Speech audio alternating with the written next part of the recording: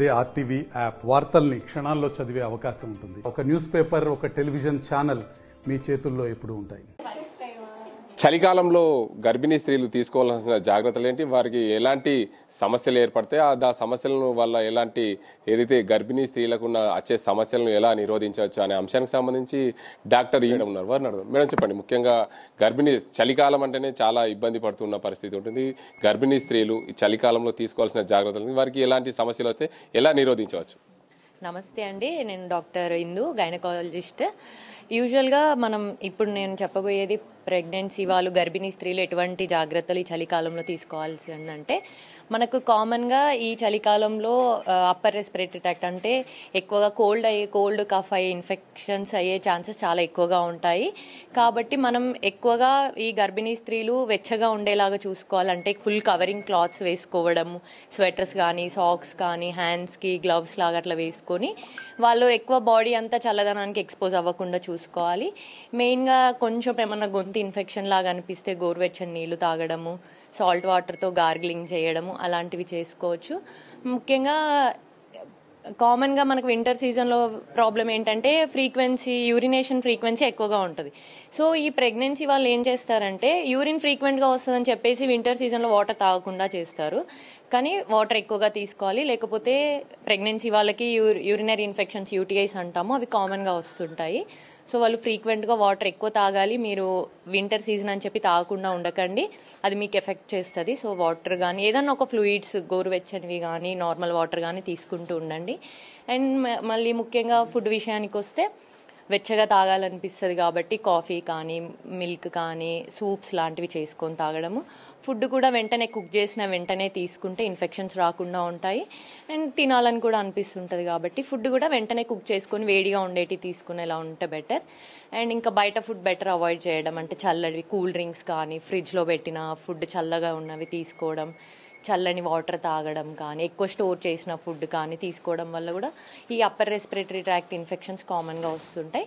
So అలాంటివి కూడా avoid చేసుకుంటే బెటర్గా ఉంటుంది. ముఖ్యంగా ఈ గర్భిణీ స్త్రీలు తీసుకోవాల్సిన జాగ్రత్తల్లో భాగంగా ఆహారంలో అలవాట్లు, అంటే ఏమైనా చలికాలంలో ఏమైనా వేరే ఆహారం లాంటి అలవాట్లు, మార్పులు ఏమైనా ఫ్రూట్స్ కానీ ఇంకా వాటిపైన ఎలాంటి ఆహార అలవాట్లు మార్చుకుంటే బాగుంటుందా, లేకపోతే రెగ్యులర్గా ఉపయోగించే ఆహారం ఏమైనా తీసుకుంటే అంటే రెగ్యులర్గా తీసుకునే ఫుడ్డే, అంటే మనకు వింటర్లో వచ్చే సీజనల్ ఫ్రూట్స్ తీసుకోవాలి. ఇప్పుడు మనకు కస్టర్డ్ యాపిల్, సీతాఫల్ వస్తూ ఉంటాయి, అవి తీసుకోవాలి. స్పెషల్గా ఫుడ్ అంటూ ఏముండదు, మీరు రొటీన్గా తీసుకునే ఫుడ్ తీసుకోండి. కాకపోతే వెచ్చగా ఉండే ఫుడ్, అంటే కొంచెం హాట్ ఫుడ్, అప్పుడే కుక్ చేసిన ఫుడ్ అలాంటివి తీసుకోండి.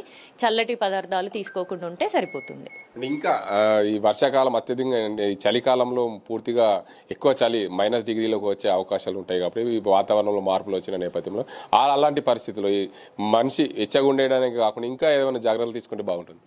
ఇంకా అంటే మనం నార్మల్గా ఎక్కువ వార్మర్స్ పెట్టుకోవడం కానీ, ఇంట్లో లైట్స్ వేసుకొని వేడిగా ఉండేలా చూసుకోవడము, ఫ్యాన్స్ ఆఫ్ చేసుకోవడం, కామన్గా ఏసీస్ అట్లాంటివి ఎక్కువ ఎక్స్పోజ్ అవ్వకుండా చూసుకోండి. అండ్ ఎక్కువ ఇప్పుడు వాకింగ్ చేస్తుంటారు, యూజువల్గా మేము ప్రెగ్నెన్సీ వాళ్ళకి తినగానే వాకింగ్ చేయండి అని చెప్పి అడ్వైస్ చేస్తాము. అట్లని చెప్పేసి డిన్నర్ అయిపోయాక నైట్ టైమ్ ఇంటి ముందు అట్లా వాకింగ్ చేయకుండా, వాకింగ్ అవాయిడ్ చేయొద్దు. అట్లని చెప్పేసి బయట తిరగకుండా ఇంట్లోనే వాకింగ్ చేయడము, ఏది చేసినా మనం వెచ్చగా ఉండేలాగా చూసుకోండి. చల్లదనానికి ఎక్కువ ఎక్స్పోజ్ అవ్వదు.